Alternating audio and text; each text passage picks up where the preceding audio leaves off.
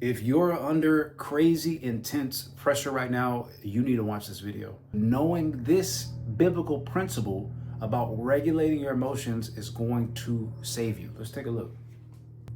Other day, I was reading the Bible, Matthew chapter 14, and I noticed something that I have never seen before. Jesus is literally modeling nervous system regulation when life gets challenging. For context, John the Baptist, who is Jesus's close friend, cousin, and the man who paved the way for his ministry to come through, gets brutally murdered. He's beheaded, and Jesus is informed of that. That level of grief could have completely overwhelmed a human nervous system. So what does Jesus do? He withdrew in a boat to a remote place to be alone. He does not bypass grief. He removes himself to regulate with God. But then crowds follow him, thousands of people. And there's another problem. There's not enough food to feed all of them. But Jesus doesn't panic. He takes the few loaves and fish he has, and he looks up to the heavens and he blesses them. And then there's enough food to feed 5,000 people. Then, after all of that, grief, pressure, responsibility, miracles, what does Jesus do next? He went up on a mountainside by himself to pray. Again, alone with God.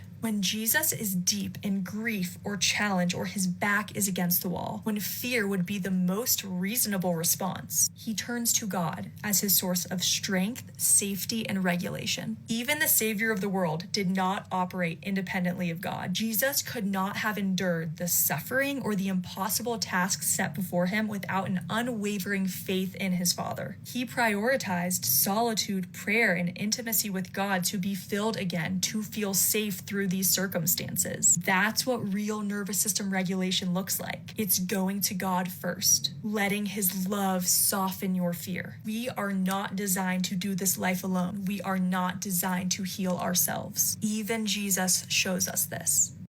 Excellent point. We are not designed to do this by ourselves. This is why we have to be able to separate ourselves from the equation and seek him diligently, because if not, you start to lean on external sources.